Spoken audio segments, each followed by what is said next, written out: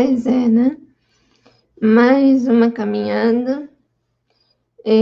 Após a gente falar sobre arte-terapia, sobre as emoções, sobre o vídeo e a sala sensorial, conhecer a sala sensorial. E depois conhecemos algumas pessoas que utilizam da arte tanto para sua sobrevivência, né? E também como amor pela arte. Isso foi bacana, né? E não só a expressão das emoções. Então, nós voltamos para, de certa forma, fazer um complemento, né, do que foi falado até então. Hoje, eu pretendo estender um pouco, porque eu separei algumas coisas, né, alguns vídeos, e até mesmo falar de pessoas que ou contribuíram para a arte, ou então que se modificaram com a arte.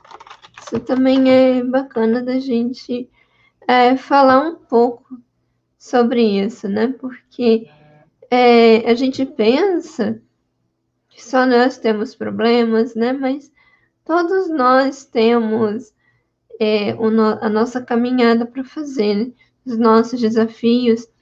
E uma coisa muito interessante é que estes desafios, o objetivo dele é exercitar a inteligência, porque a inteligência, ela vamos dizer assim, ela tem a sua importância no sentido de, vamos dizer assim, que eu possa processar, discernir, entender, porque senão nós vamos estar à mercê das emoções mais baixas do ser humano.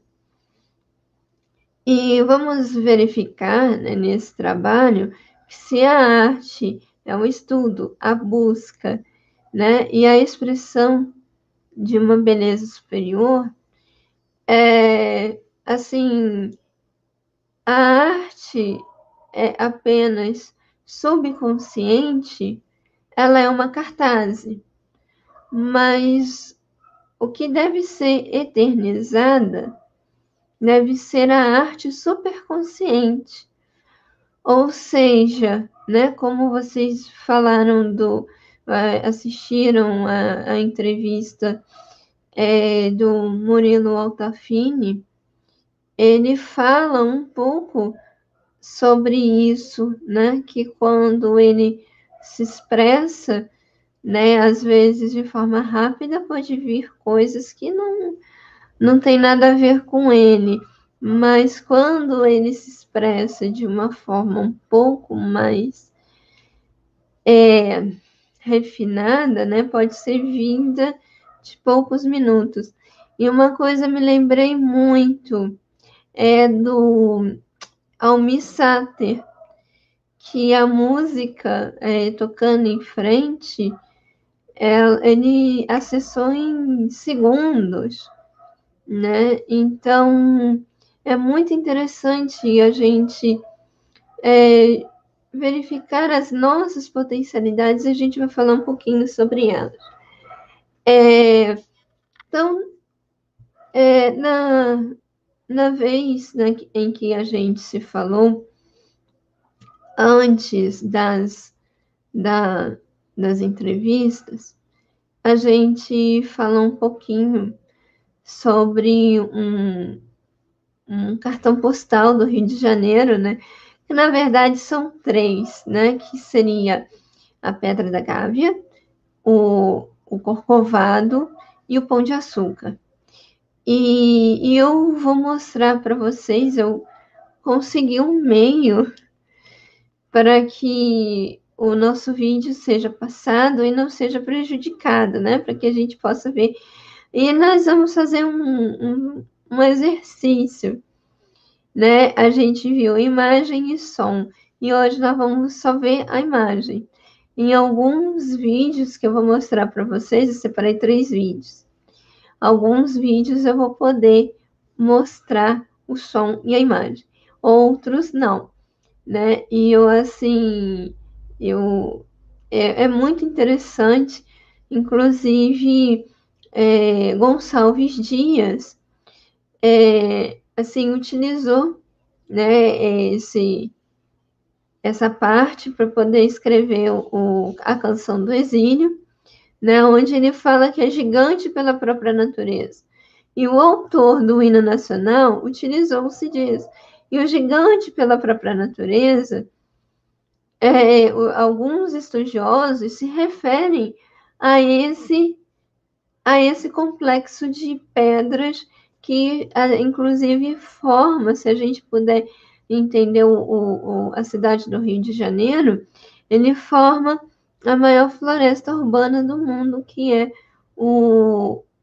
a Floresta da Tijuca. Então, pessoal, vou deixar vocês, tá, com um pequeno vídeo e eu espero que vocês possam desfrutar dessa beleza, natural.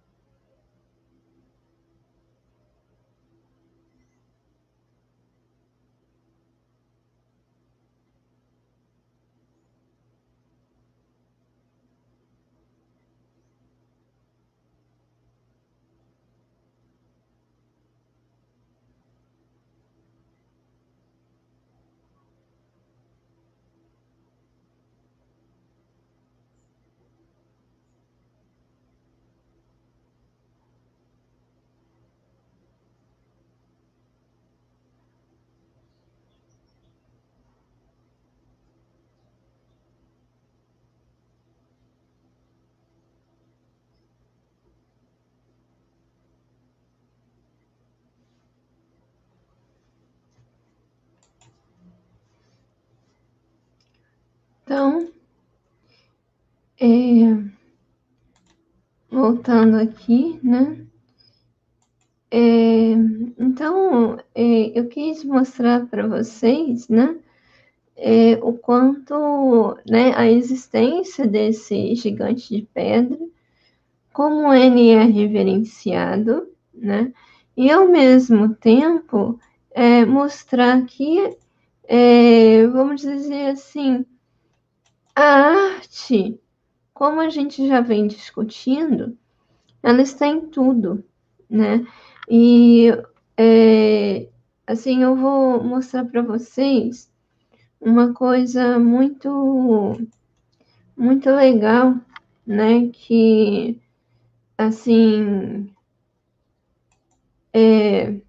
eu vi recentemente, né? Já tem um tempo, mas eu quero compartilhar com vocês uma uma fala do filósofo francês Leon Denis, que a arte é a busca, o estudo, a compreensão e a manifestação da beleza eterna pelos caminhos da intuição.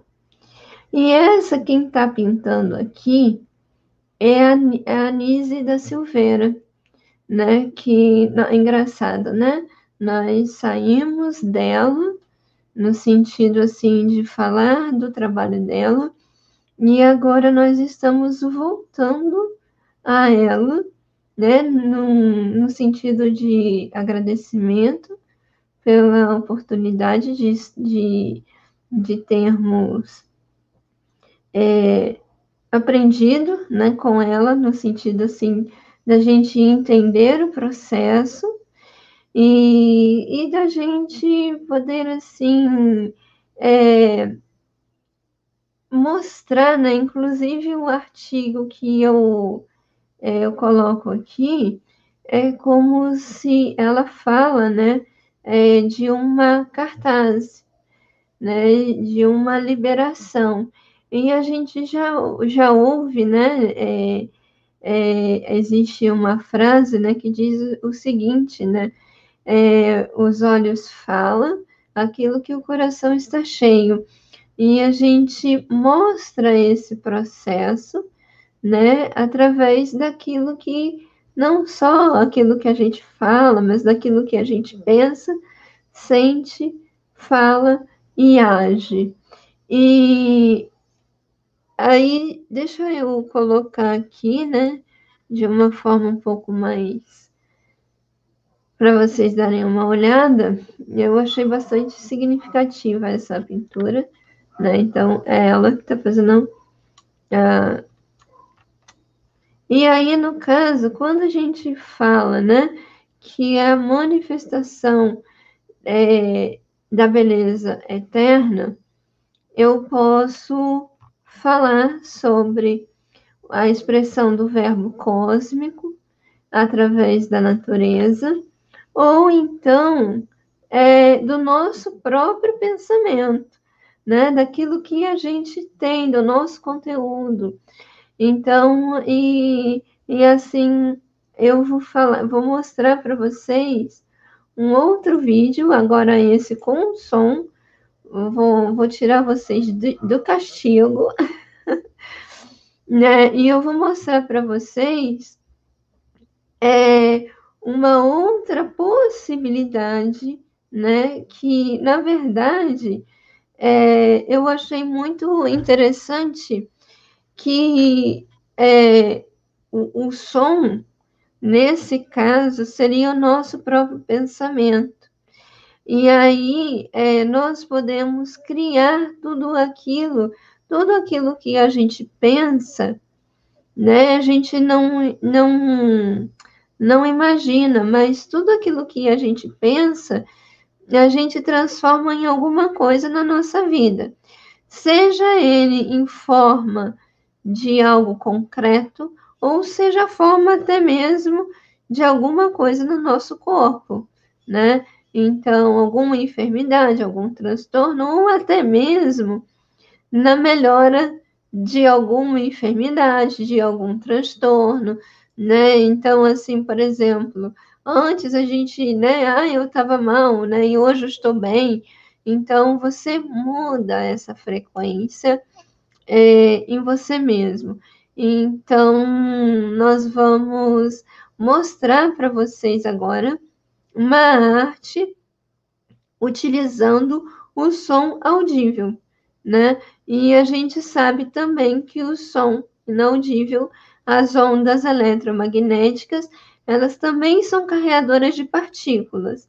E hoje a questão, né? Hoje nós estudamos um pouco da física quântica e ela mostra o quanto carreadora ela é, né? Essas ondas eletromagnéticas, elas são carreadoras de partículas. Inclusive, existe um estudo filosófico de um filósofo alemão chamado Leibniz, que ele escreveu as 90 teses da monadologia, que ele explica da partícula primordial, que seria o princípio inteligente, ou simplesmente mônada, como ele coloca, né? Não importa o nome, mas seriam partículas. Se vocês quiserem entrar em contato com esse assunto, é interessante.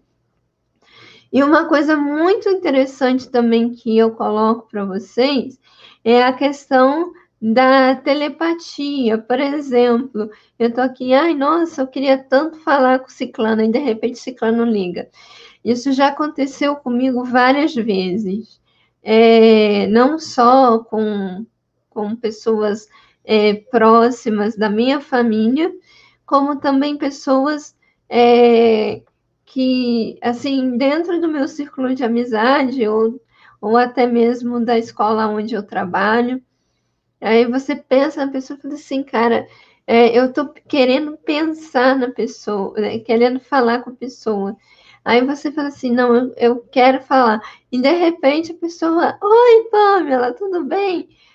Poxa, né? Ou então a gente pensa, né? Ah, fulano, né? Quanto tempo, sei que, sei lá. De repente a pessoa vem.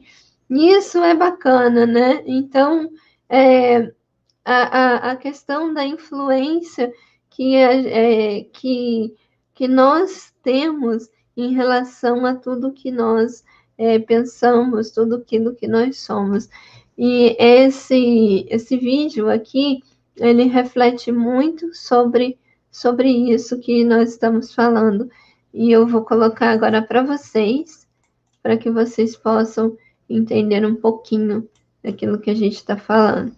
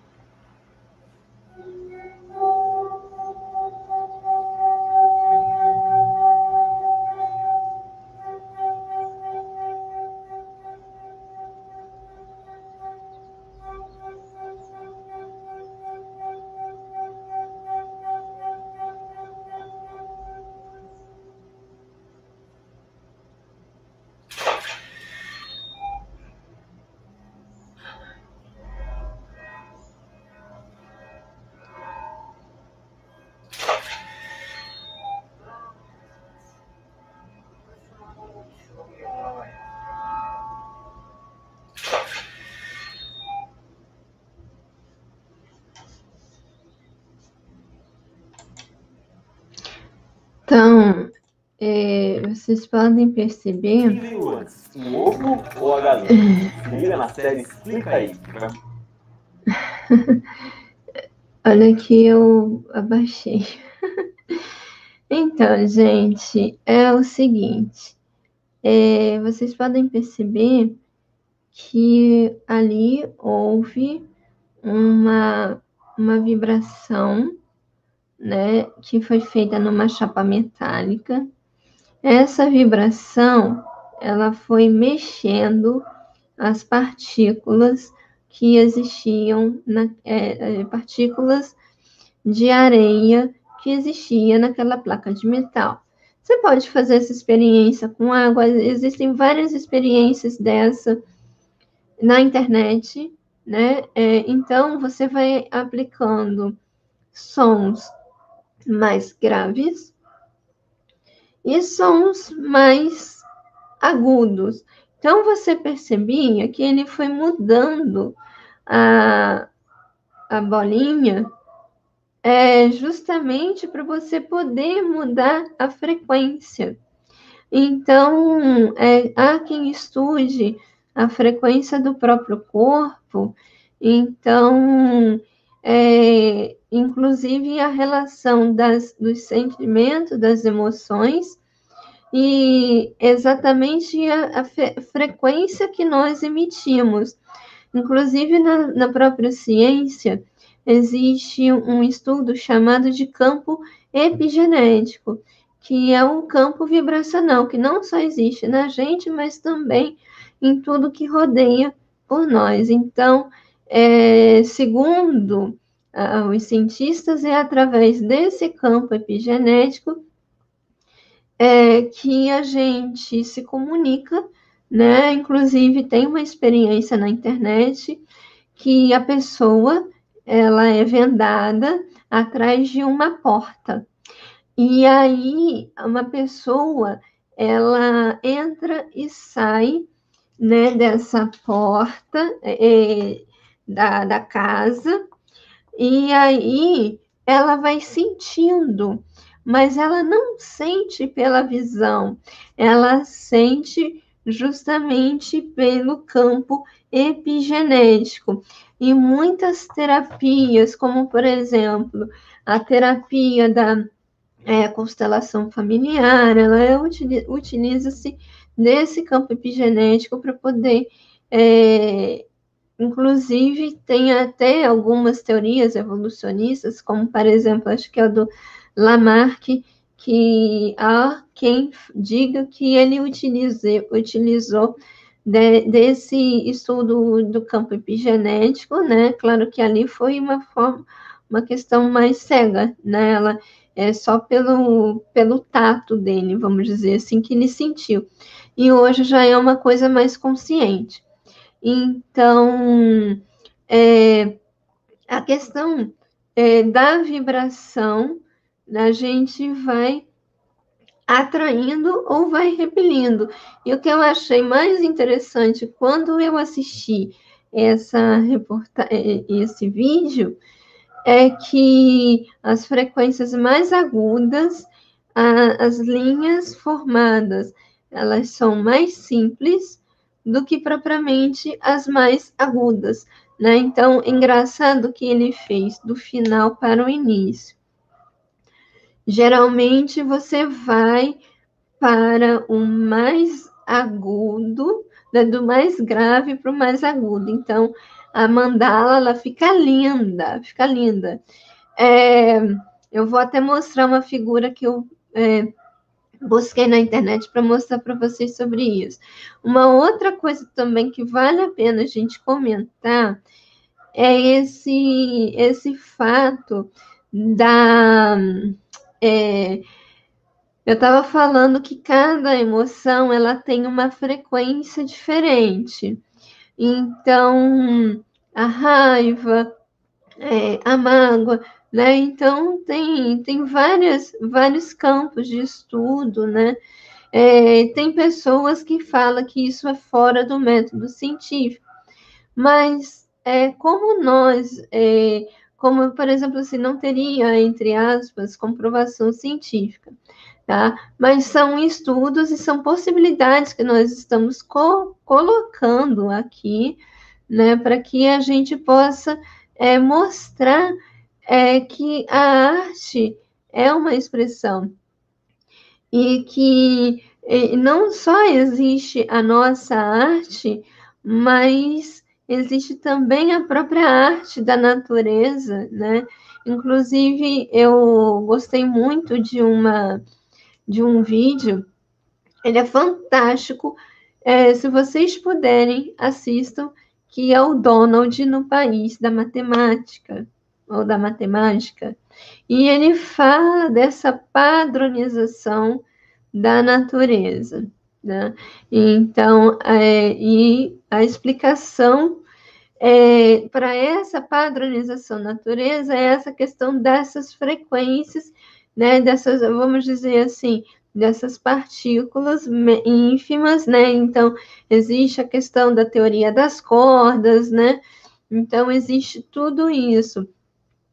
E no caso do nosso corpo, a questão da gente poder, assim, modificar o nosso padrão vibratório e até mesmo o nosso bem-estar a partir das nossas emoções. E isso é bacana, né? A gente estudar e entender que, na verdade, a arte é tudo, é vivência, é dia a dia, é você modificar o seu padrão emocional, o seu padrão de pensamento, de sentimento, de tudo, né? Então, isso faz parte. E, assim, né, como a gente estava falando anteriormente, né, voltando para os nossos slides, no caso, a expressão do verbo cósmico, né, até quando a gente fala, né, da expressão da beleza eterna, a gente fala do verbo cósmico, inclusive na Bíblia, né, fala que no princípio era o verbo, esse verbo criador, né, e o verbo era Deus, né, e o verbo se fez carne, né, então há quem diga que não era só ali na Bíblia estava se falando de Jesus, mas de tudo que existe no próprio universo, da própria natureza. E até mesmo aqui, no caso, seria até interessante aqui, ó, mostrar para vocês a vibração do som pelo grão de areia. Então, aqui são os sons mais graves e aqui são os sons mais agudos, mais finos, né? E a vibração, a frequência, ela é maior do que o som grave. Então, você vê que aqui ele é mais simples e nós vamos desenvolver de uma forma um pouco mais complexa. Então, a gente falou, né, da expressão do verbo cósmico e aqui a expressão do verbo criador em nós através do pensamento, né? Então, só que essas expressões, elas são expressões do próprio inconsciente, né? Então, são essas expressões, elas podem ser do inconsciente, que seriam dessas emoções que são, assim, um pouco mais humanas, vamos dizer assim, e existem as expressões superiores, né? E quando a gente, por exemplo, vamos voltar lá na Anísia da Silveira, quando a gente está, de certa forma, trabalhando uma arte, a gente também está colocando não só esses elementos do inconsciente, mas de uma forma mais sublimada, mais aprimorada. Então, eu até coloquei aqui, né? Eles têm que ser analisados e, ao mesmo tempo, transformado. E aí é o que a gente fala, que nós temos que usar a própria mente, o mecanismo racional. É ali que a gente vai fazer isso. Se lembra quando a gente falou a respeito, né? Então, por exemplo, às vezes vem para nós uma determinada música que não traz assim para nós, não tem conteúdo nenhum, mas para aquela pessoa que produziu, a coisa é bela, né? É a mesma coisa é a própria criança, né? Ela vai fazendo as garatujas dela, ela vai se aprimorando, né? E então, no caso, assim, é a gente aprender a trabalhar essas emoções. E aí vai lá a dica da aula que a gente falou das emoções, né? É a gente aprender a identificá-las. E aprender a identificá-las, nós vamos ressignificá-las, né? E assim, tem pessoas que vale a pena a gente tirar o chapéu, que elas ajudaram imensamente a gente, né? Inclusive, uma coisa muito interessante que você precisa canalizar, a gente como um todo, nós somos mais complexos do que o rádio. Nós emitimos ondas e, ao mesmo tempo, recebemos ondas. Por exemplo, há quem fale que nós nos alimentamos de emoções, né? Então, se eu quero uma emoção mais baixa, né? Se eu ainda, né, eu preciso ainda de me alimentar de emoções mais baixas, eu me alimento, né, vou procurar coisas mais baixas. Então, agora, se eu quero uma alimentação mais refinada, eu vou buscar essas emoções superiores, buscar elementos que busquem essas emoções superiores. E aí, uma coisa muito interessante é que, assim, nós nos alimentamos, né? Nós buscamos e a gente pode, vamos dizer assim, transformar essas emoções, né, que a gente acaba se alimentando e, ao mesmo tempo, a gente acaba criando, né? E o aspecto racional que a gente precisa ter, né, ela é imprescindível. E essa questão da gente racionalizar é o que vai fazer com que a gente canalize essas emoções a nosso favor. Então, uma pessoa uma vez falou, eu fiquei assim muito, não saiu da minha mente, que ela disse que muitas pessoas, por exemplo, tá com raiva, pega uma luva um saco de boxe e começa a socar. Eu já vi em reportagens, tem pessoas que entram um quarto, não sei se é num quarto, um esconderijo dela, que é todo, vamos dizer assim, acolchoado, e começa, né? E aí, no caso, o que que acontece? Um especialista, né, disse o seguinte, que quanto mais você acaba, vamos dizer, batendo, mais você vai precisar daquela força. Então, voltando agora da Nise da Silveira, eu posso pegar um limão e transformar esse limão numa limonada, né? Eu já ouvi falar da Dona Beija. A Dona Beija é uma senhora, né? Uma novela, né?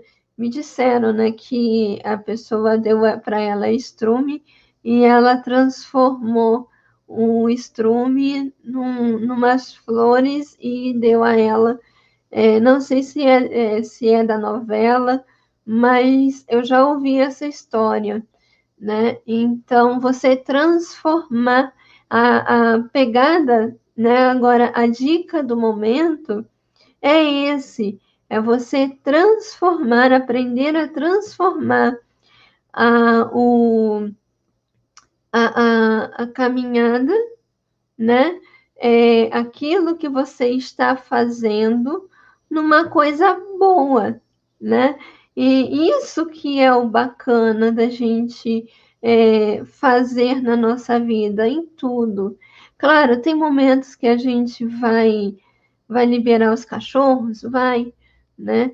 E a maturidade, inclusive eu me lembro de uma outra história, né? De uma pessoa que estava entrando no bonde, comprou um sapato de camurça na década de 40, 50, o sapato custava os olhos da cara, né?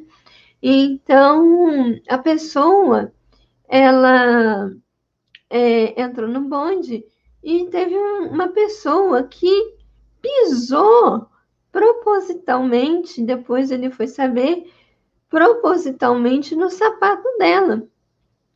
Aí ela disse assim, cutucou, escuta, você não tá sentindo uma coisa macia, não? Ele, tô. É o meu pé.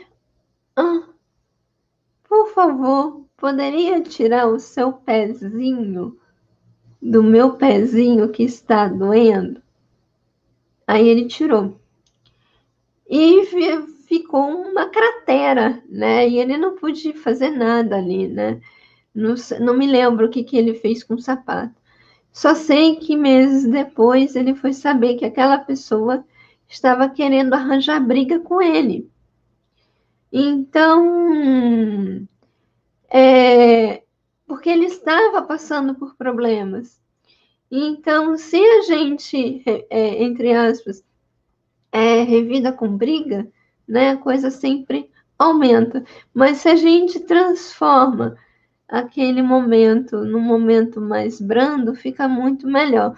E o objetivo do nosso trabalho foi esse, foi a gente buscar, vamos dizer assim, um momento para que a gente pudesse soltar, libertar, transformar, e isso é o bacana, né? Então, a partir de agora, nós vamos mostrar para vocês uma coisa muito interessante, né? Eu estava fazendo o meu trabalho, pensei assim, gente, né? Fica vazio apenas mostrar, né, a questão, né, da arte, aquilo tudo. Mas eu quero, de certa forma, incentivar a vocês a continuar com esse projeto de transformação que cada um de vocês tem. E isso que é o bacana, né? Então, assim, se eu quiser, se eu puder dar um presente a vocês, esse presente é esse estímulo para que a gente continue com a nossa transformação interna, mesmo que ela seja, assim, diferente. E às vezes, né, essa transformação, ela implica largar costumes, né? E para que a gente não olhe para trás, mas que siga a caminhada com coragem. E então, o objetivo agora dessa parte é mostrar para vocês que existem pessoas que tiveram dificuldades ao longo das suas vivências, mas que elas não desistiram e que ou encontraram na arte o seu refúgio, ou fizeram da arte o seu, a sua busca, a sua entrega. E hoje, graças a essas pessoas, a essas personagens, nós temos um acervo que precisa ser guardado com muito carinho. Então, a gente vai mostrar aqui algumas pessoas que deixaram as suas marcas na história do povo brasileiro. Ou do povo internacional, mundial, porque também tem personagens aqui que a gente... então, assim, antes, né, de falar, a arte, né, ela não é só expressão, mas também eu coloquei aqui como uma transmissora de valores, né? Eu estou transmitindo valores pessoais, valores, assim, só vendo se está tudo certo. Valores pessoais, valores populares mesmo, né? Então, por exemplo, os contos, as lendas, né? As fábulas que a gente utiliza muito com as crianças, e a gente vai falar um pouquinho delas daqui a pouco. Então, nós vamos falar um pouquinho agora das personalidades que mudaram a arte, mas que para elas não foi nada fácil. Então, primeiramente, eu vou comentar um pouquinho sobre a história do Walt Disney. Na verdade, o Walt, né, é uma abreviação do nome de Walter, né? Walter Disney. Então, ele sempre trabalhou com desenhos e ele saiu de casa e ele foi criar, ele queria vender os seus desenhos, então ele não tinha, vamos dizer assim, ele investiu tudo que ele tinha por uma produtora, contratou, fez de tudo, mas que até então o trabalho dele não era reconhecido. E uma coisa muito show de bola,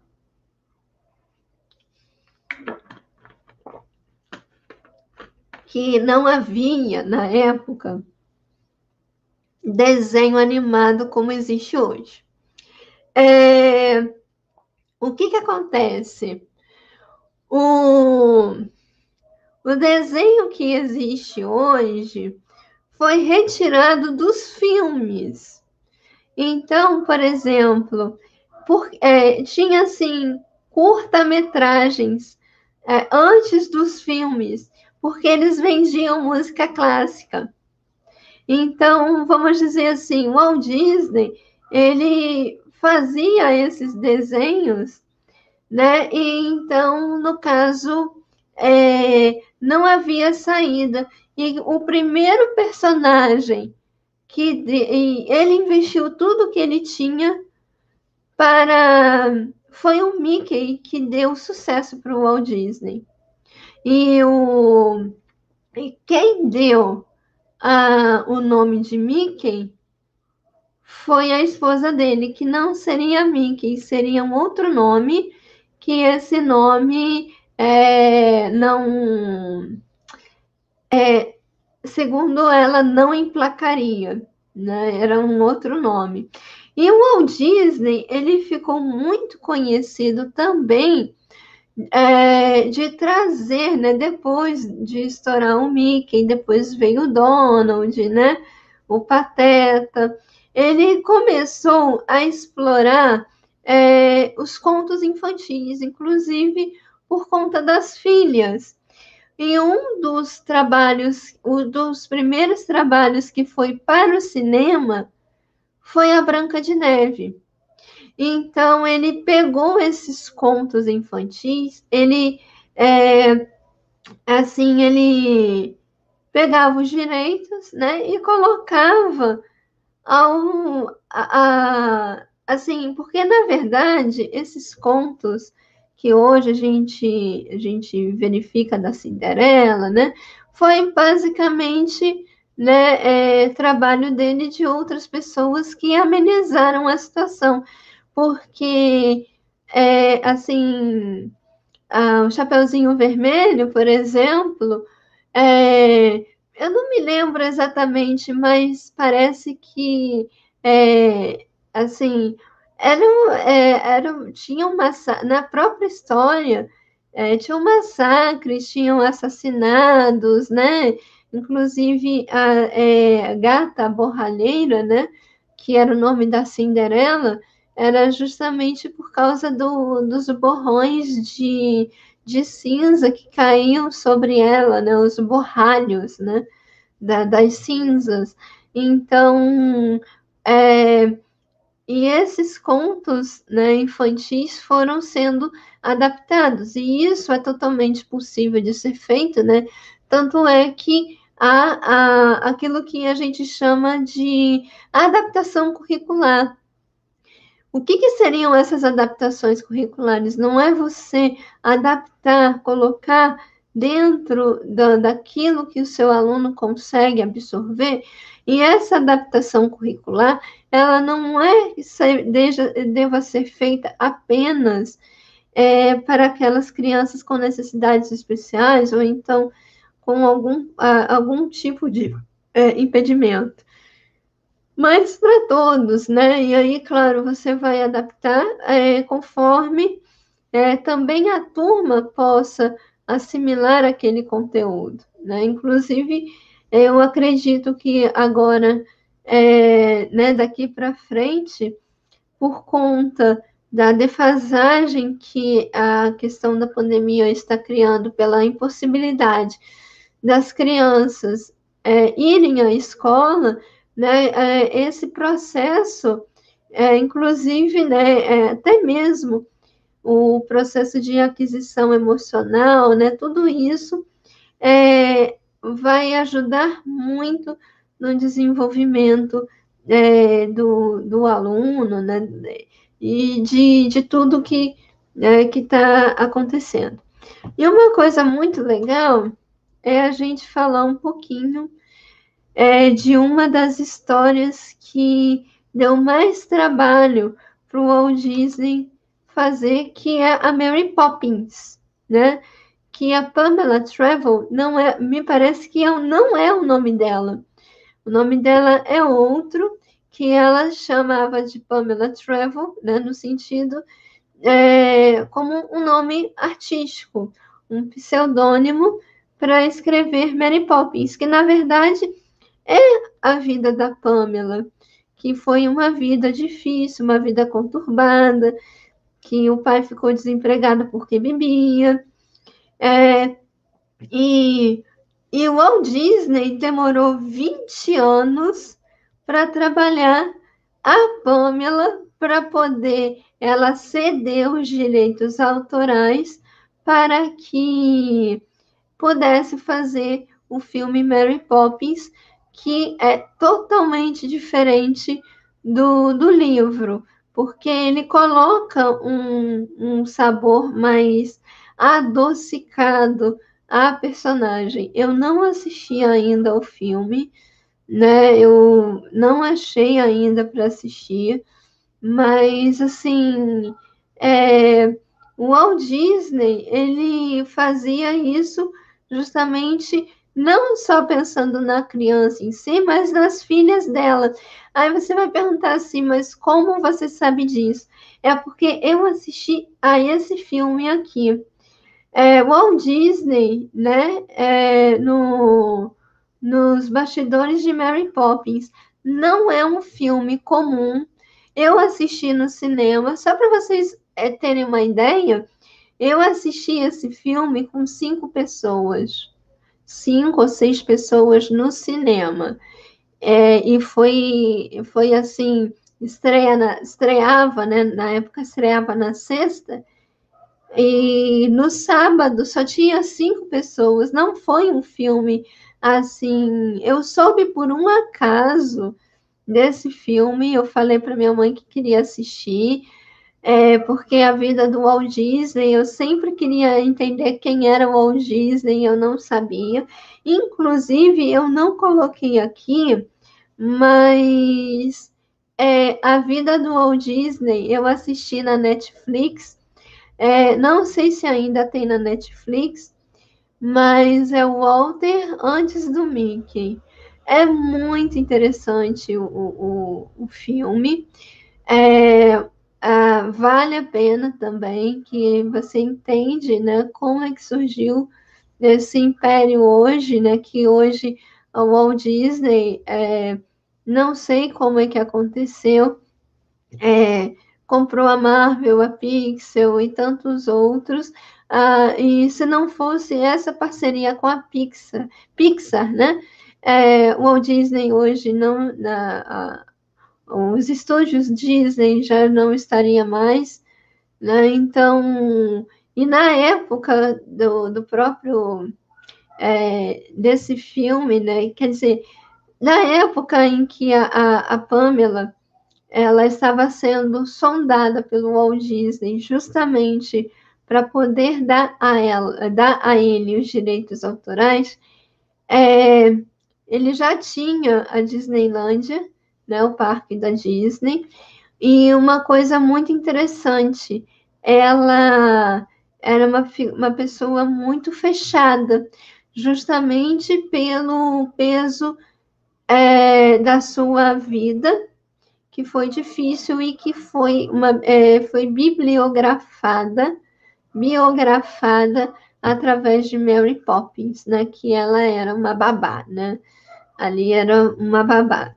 Eu não posso falar muito da história porque eu não conheço a história, mas eu sempre ouvi falar da Mary Poppins, né? Que era a babá que voava, né? Então, assim, é muito interessante. Quem puder assistir, assista, que é uma obra de arte. Então, aqui a Mary Poppins, né? Que foi, foi assim, foi, me parece que refeita, né? O filme foi feito não um remake, assim, né? Foi feito novamente. Não sei se eu posso dizer com um remake, mas eles preservaram o original do filme e apenas fizeram de uma forma um pouco mais moderna o cenário, né? Só isso, né? Eles reavivaram as roupas, né? Modificaram os personagens, mas a história é a mesma. E esse cara, gente, eu conheci num filme que eu vou falar depois, e que quando a gente estuda a história do cinema, eu não sabia. Para mim era apenas uma história, né? Que eu vi no filme A Invenção de Hugo Cabret, que vale a pena. O Georges Méliès, que é um francês, e que ele teve contato com outro personagem, que é os irmãos Lumière. Então, e não era nem para colocar aqui, tá tudo errado. Que o Georges Méliès, ele foi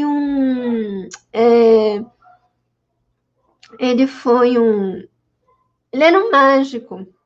E ele, ao entrar em contato com os irmãos Lumière, ele começou a fazer os efeitos especiais.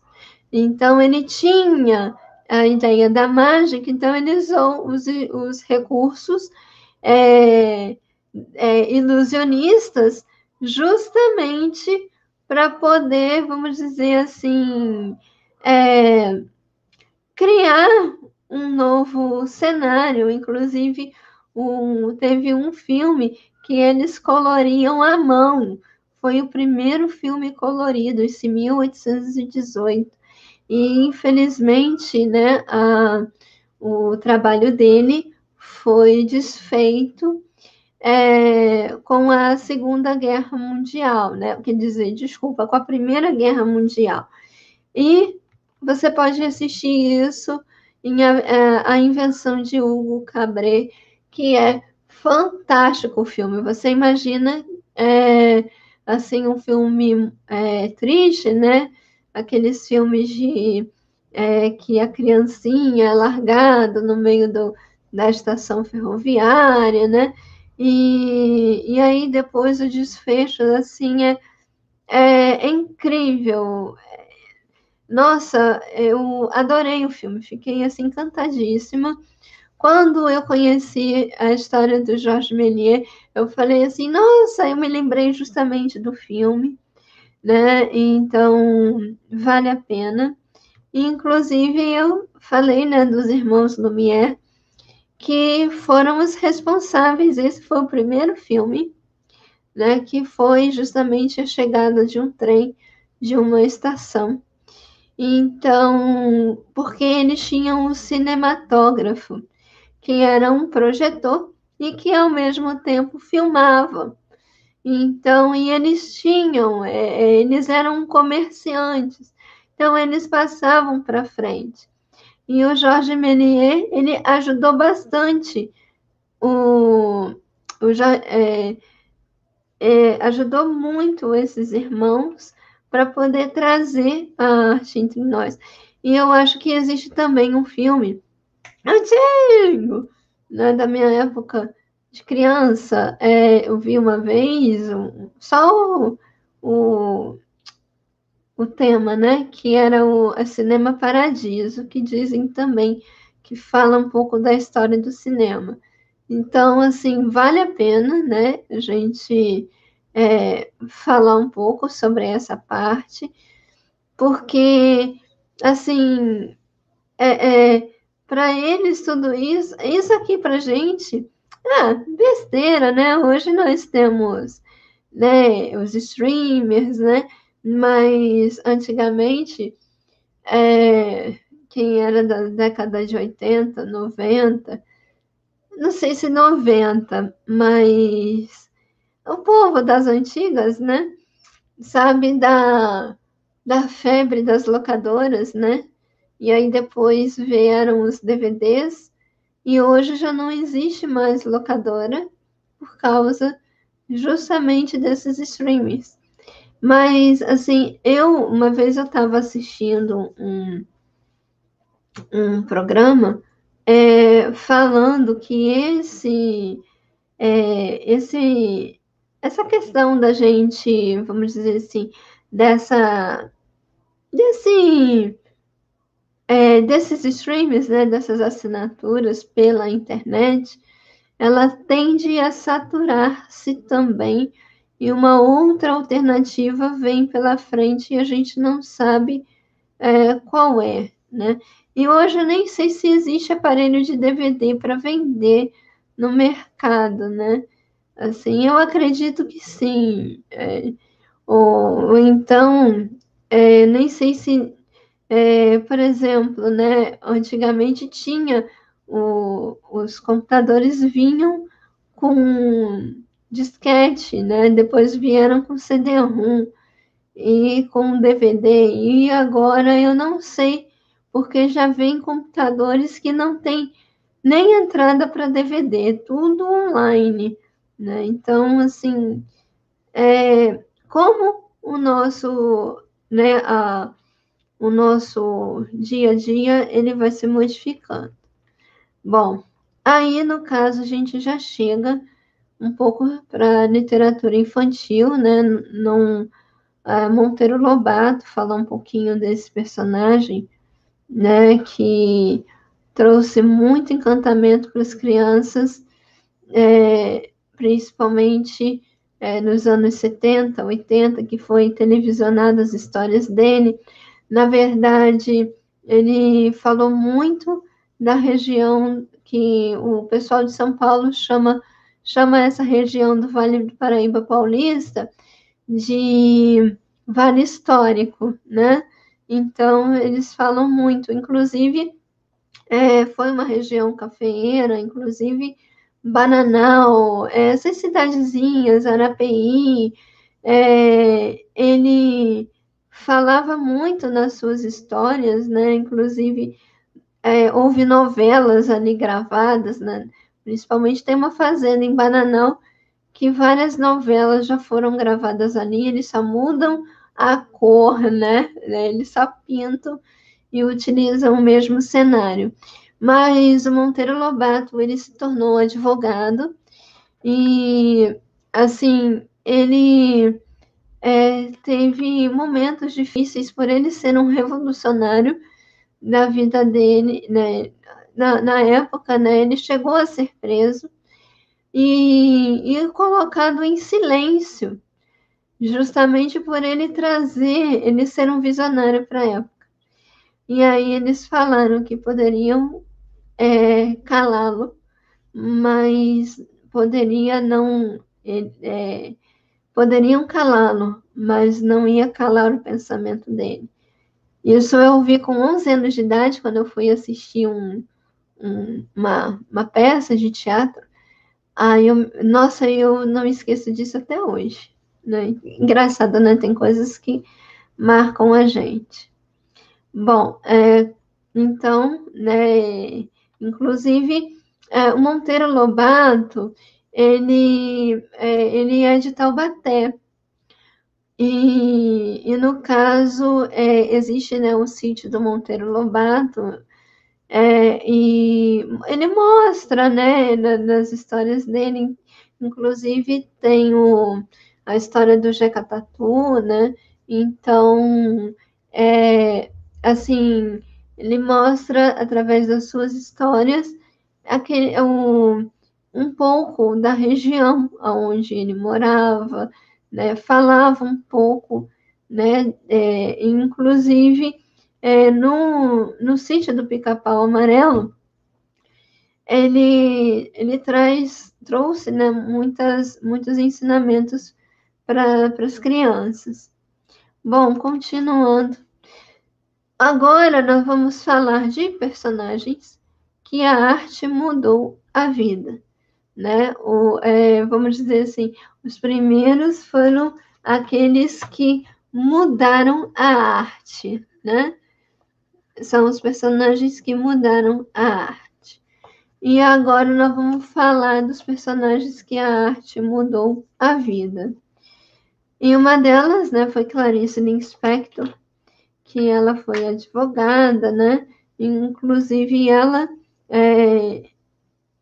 pelo que eu ouvi falar, ela teve uma vida difícil, e então ela trabalhou em cima da arte justamente como um mecanismo, né, de expressão, de libertação desse movimento todo. E hoje, uma coisa muito interessante da gente falar é que muitas coisas atribuem-se a Clarice Lispector, mas não são de Clarice Lispector, tá? Vale a pena a gente comentar sobre esse assunto. Inclusive, parece que ela tem uma filha que cuida do acervo dela. E a Clarice Lispector não é brasileira. Ela veio com seus pais de um outro país e que ela se tornou, vamos dizer assim, ela se tornou brasileira. Primeiro ela foi para o Nordeste e depois ela foi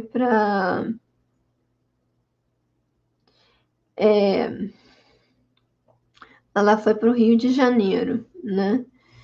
Então, isso foi um movimento. Ai, não. Ai, agora que eu tô me lembrando, não era nem Clarice Lispector que eu ia falar, né? Era Cora Coralina, que a família, né, trouxe. Mas vale a pena também, né, Clarice Lispector. O que eu queria falar era da Cora Coralina.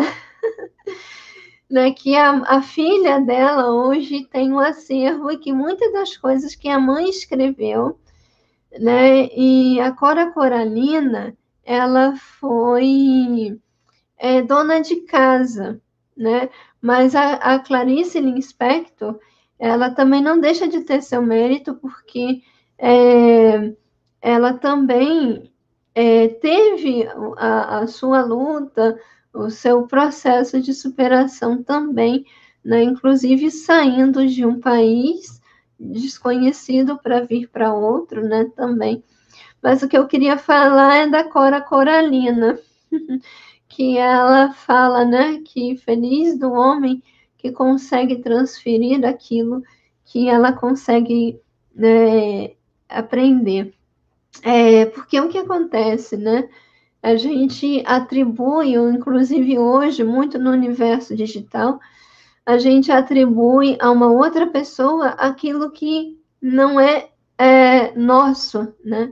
Então fica uma coisa assim, a gente acaba um pouco assim triste porque acaba que a gente, vamos dizer assim, perde um pouco da identidade da pessoa, né? E a partir do momento que eu descobri que, assim, isso não é legal, eu sempre que posso, eu sempre faço referência ao autor, né? Aquele que escreveu aquela ideia, aquela mensagem. Bom, então eu queria falar da Cora Coralina, o nosso carinho e o nosso apreço a ela e a Clarice Lispector também. E a todos aqueles que a gente falou e a gente vai falar agora. Da mesma forma que a Clarice Lispector veio de um país para outro, a Eila Ampola também fez a mesma coisa. Ela veio veio com a sua família, num grupo de caravaneiros da Finlândia, para o Brasil, encontrando no estado do Rio de Janeiro, no distrito de Penedo, que antes pertencia a Resende, e há 30 anos hoje pertence a Itatiaia.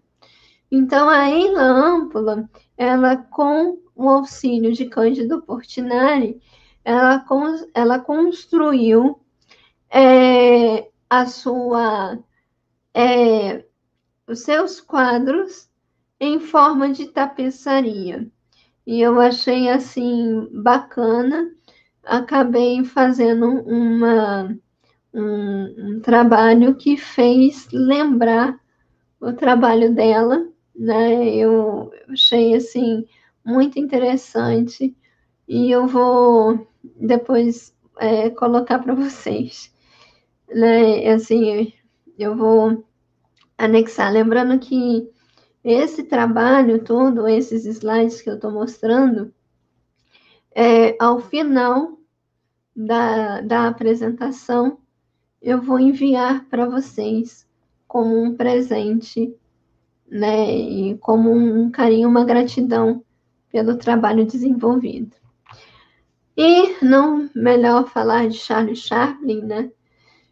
Que saiu de uma família simples, inglês, né? A gente imagina que ele fosse americano, ele é inglês, e fez a gente rir, fez a gente chorar, fez a gente refletir.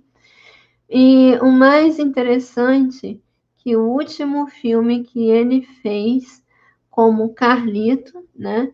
Era o personagem dele, ele acabou adotando, né, o Carlito, vários filmes, muito sucesso, inclusive ele é o destaque do cinema mudo, mas o único filme que ele fez, que foi O Ditador, né, em que ele, no final do filme, faz ele chama o mundo para a paz, né? Então ele acaba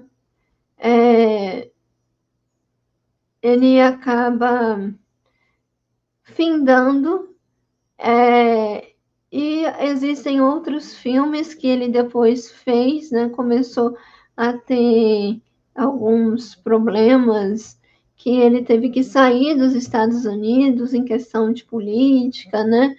Então ele saiu dos Estados Unidos e faleceu na Europa. E o que eu achei interessante, o Charlie Chaplin, ele quase que faleceu, né? Ele faleceu praticamente quase que chegando aos anos 80, né? Em 1978, 79, assim, mas então, e ele trouxe para gente um pouco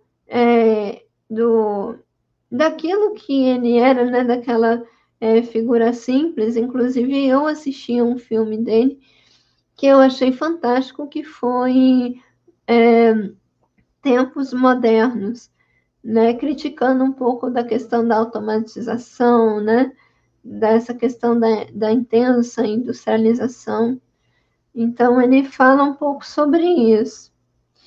E por último, né? E nada mais um exemplo dessa briga toda, dessa luta, né, dessa superação, sem dúvida nenhuma, né? Nelson Mandela. Claro que existem outros, né? A gente não. Mas o Nelson Mandela, ele lutou, né, pelos direitos. O que eu quero mostrar para vocês, né, os direitos, não é em relação à questão do ser negro ou do ser branco, mas é a questão do ser humano. E o que mais me mostrou a questão do Nelson Mandela foi essa questão, assim, de você ficar 27 anos preso por uma questão ideológica, e que, na verdade, inclusive depois a esposa dele se separou, não sei o que aconteceu, mas o que mais me encanta em tudo isso foi que, embora ele passasse por um processo de dificuldade, ele conseguiu manter a sua mente num processo assim, ele conseguiu superar as suas dificuldades, né? E é isso, é essa mensagem, né? Como Martin Luther King e tantos outros que lutaram, né? Gandhi, que arrastou assim né, libertou o seu povo. Então, assim, que a gente possa se espelhar nessas pessoas, nesse movimento, para que a gente possa realmente sermos pessoas melhores, né?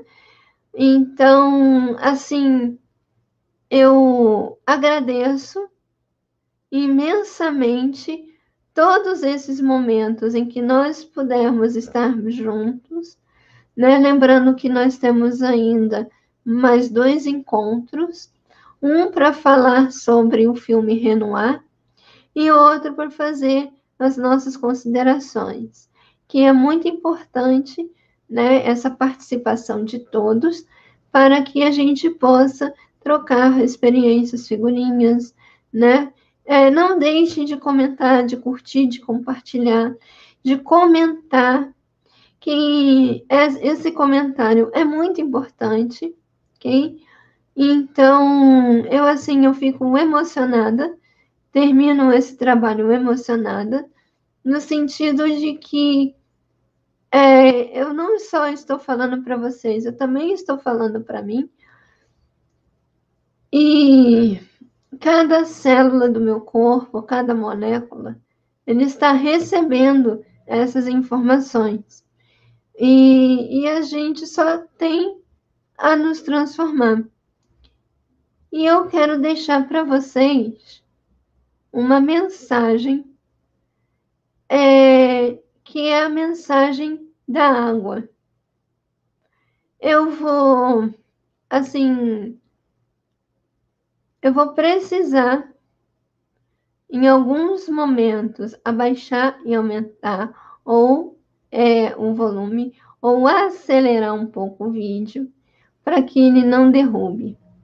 Mas, assim, desde já, eu agradeço imensamente o carinho, tá? E, assim, peço desculpas se alguma coisa não ficou clara, eu também estou aprendendo, mas nós estamos firme e forte. E gratidão pela oportunidade.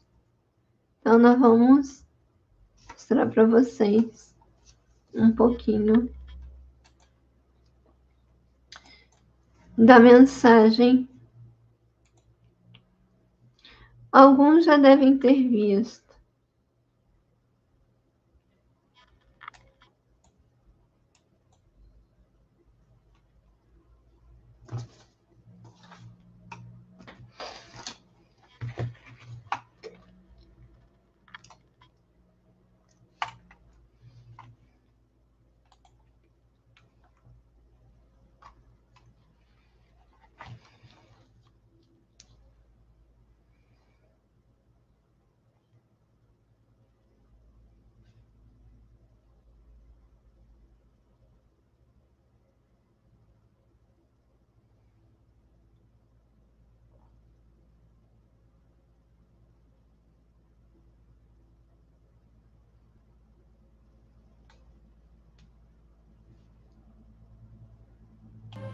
Esta amostra veio do Japão, do senhor Matsuru Emoto.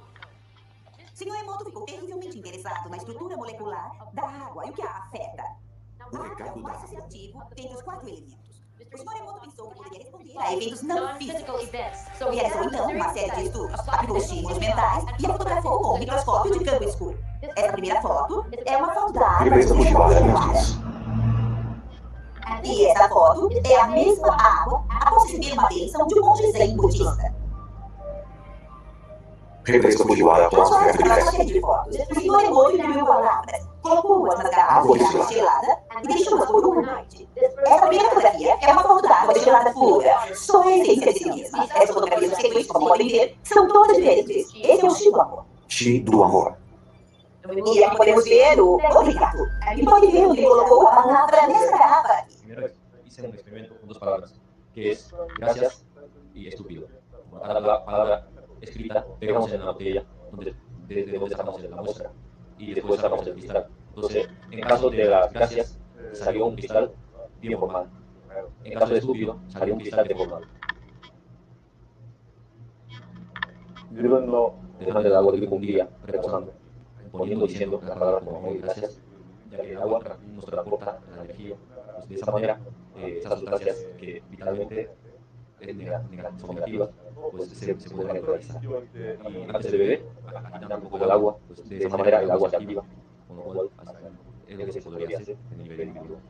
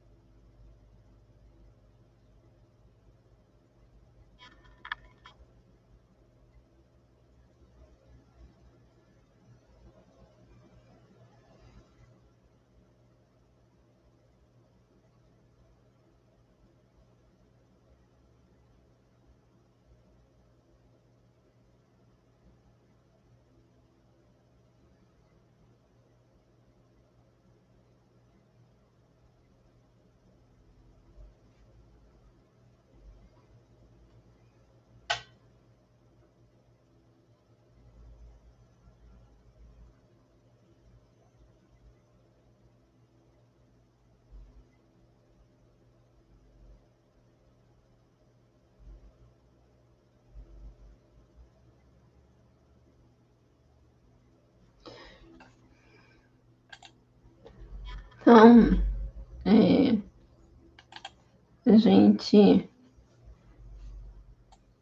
antes da gente finalizar, eu quero falar um pouco com vocês de duas experiências. Uma foi na cidade de Stuttgart, na Alemanha, falando sobre a questão da água como a molécula que mais absorve, né, os elementos do meio. E a molécula que mais obedece à ação dos nossos pensamentos. E uma outra pesquisa na UFRJ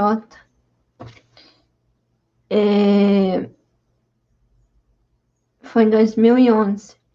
Eles pegaram uma placa de Petri. Vocês sabem o que é placa de Petri? É vamos dizer assim, a grosso modo, é um potinho, né? Um local onde você faz os experimentos. Coloca bactérias, fungos, e ali eles colocaram células cancerígenas. Elas simplesmente dissiparam essas células, algumas se desfragmentaram, outras morreram. A célula cancerosa, ela se desfez ao sentir a vibração da Quinta Sinfonia de Beethoven. E ela é belíssima. Lembrando que Sinfonia de Beethoven não é apenas 5, 7 minutos, não. São 36 minutos. São três sessões, vamos dizer assim. Então, eu fiquei pensando, né?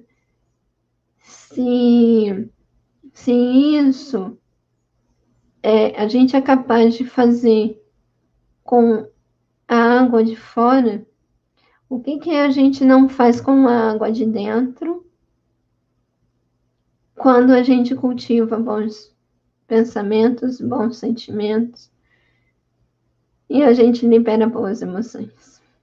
Muito obrigada a todos aqueles que estiveram até com a gente até agora. Um abraço enorme e até o nosso próximo vídeo.